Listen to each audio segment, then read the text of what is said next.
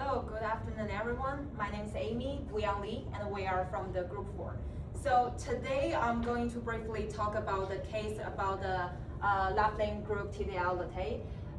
So this court is happened on the Quebec Superior Court.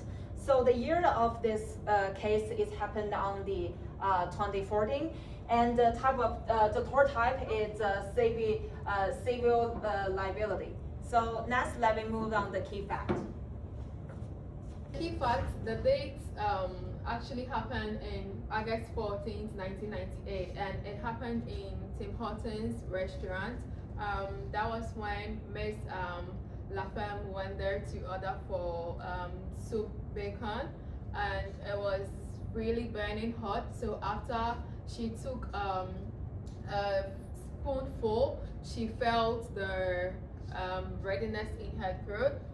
But before, she just went home and didn't seek any medical attention or call the restaurant back.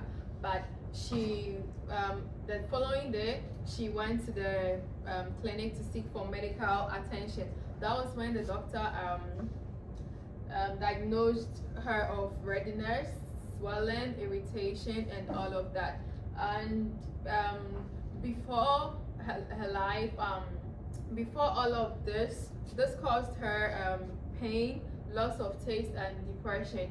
But before this case happened, she was already depressed, and because she was born with lip fissure, and in her family she was also the one that was taking care of them financially, and later on her mom also did, and so this all caused her depression before this case was this case happened. Yeah, so she sued the restaurant for 2 million damages, and the defendants also said they argued that the soup was actually served in an industry standard level. So yeah, thank you.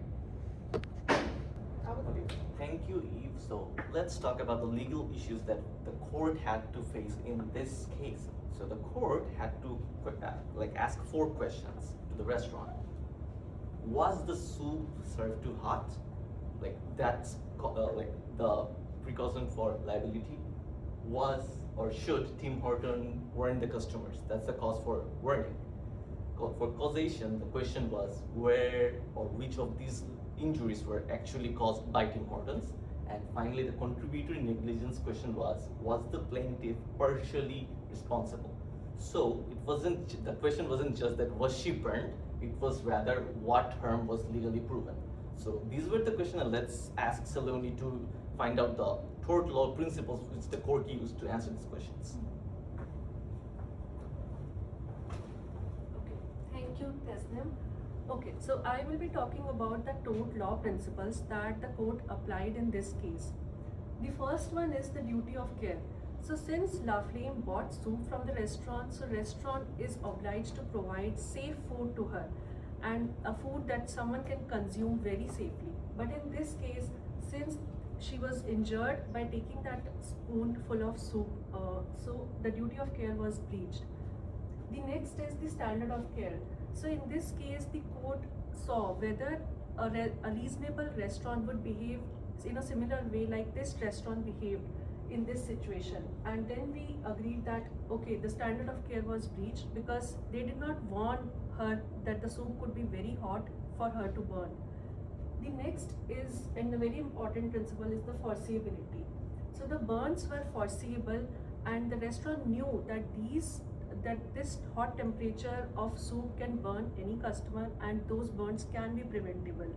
So this was the foreseeability principle. The next is causation. So the injuries that caused to Miss Laflamme were directly linked with what happened at the restaurant, with the restaurant's fault. So this was the causation. The next is the contributory negligence.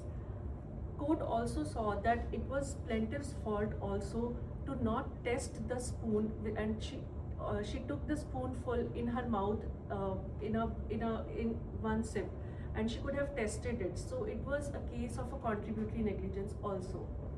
The next is the damages. So the damages that caused her are physical and psychological both, and also the damages are permanent for her in her life. Okay, so I would like to call for next significant. Yeah, for the court decision, the judge granted Mrs. Laflamme claim only in part. The court accepted that she suffered a real mouth burn from the hot soup surviving hurtons. Because of that, the defendant were held responsible for damage connected to the burn itself. However, the court did not accept the full claim that Mrs. Laflamme made. She was claiming more than $2 million, including damage for pain, expenses, depreciation, inability to work, and loss of income. But the court awarded only $69 million. This is included 30 for pain and suffering, and 39 for expert-related expenses. So the court recognized that she was injured, but limit compensation to the damage that were legally proven. The main reason behind the decision was causation. In tort law, it is not enough to prove that an injury happened. The plaintiff will also prove that the defendant conduct caused the specific damage being claimed. In this case, the court accepted that the soup caused a burn and some pain. However, Mrs. Laflamme also argued that the burn caused her depreciation, and the depreciation prevent her from returning to work.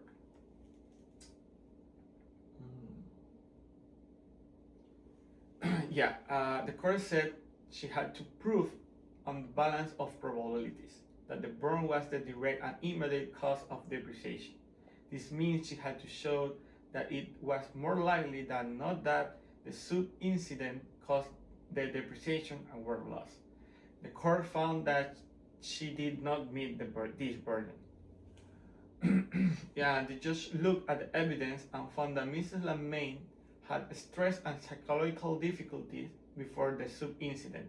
The early medical report also did not clearly connect her depreciation to the burn.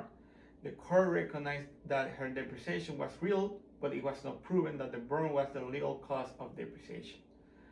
The court also discussed the teen school rule, which means that the defendant must take a plaintiff as they find them.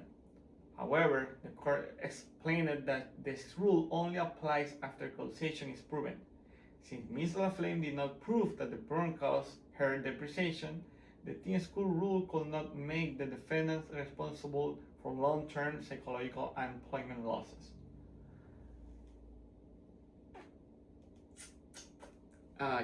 Overall, the decision shows that tort law compensates proven harm, but it not make a business responsible for every later problem unless there is a clear legal connection. The defendant were liable for the burn, but not for the large claims involving depreciation and loss. So starting with the significance, the first one is the hot coffee parallel. It established a defensive Canadian civil litigation that mirrors the American McDonald's coffee incident. So it kind of serves as a precedent for hot food injuries. The second one is the definitive rejection of mega payouts. Unlike the US that awards punitive payouts, the Canadian system tried to show that payouts are not just mega, but there actually has to be proven damages before compensation can be made. The third one is the elevated standard for food liability. So because of this case, hot foods were now classified as potentially dangerous products, and so restaurants are to take more precaution and more care. As for the effect of this case on future torts, the first is the presumption of negligence via poor records. If a business is unable to provide the exact data records for days when incidents happen, then the courts can rule that they were negligent in their own case. In this case, it was Tim Hortons. They couldn't provide the accurate temperature logs for the specific day. The second effect is the strict application of contributory negligence. As my colleague had said, Ms. Laflamme did not blow the soup. She didn't taste the soup before she put a spoonful in her mouth. And so in similar cases, the court can rule that the plaintiff was also partly responsible for the burn. The third one is the high bar for psychological causation. This simply means that physical injuries are different from psychological injuries. Psychological injuries require stronger and more consistent medical and expert evidence before the court can say it is directly related to a physical injury. And for the practical implications for businesses and individuals, for organizations in the food industry, they are mandated to keep a digital record, a temperature log that is tamper-proof, and they're also supposed to calibrate their instruments more regularly. For individuals, they have a legal responsibility of what we call self-preservation. In Ms. Laflamme's case, she was supposed to actually taste the soup and not just assume that it was safe to consume.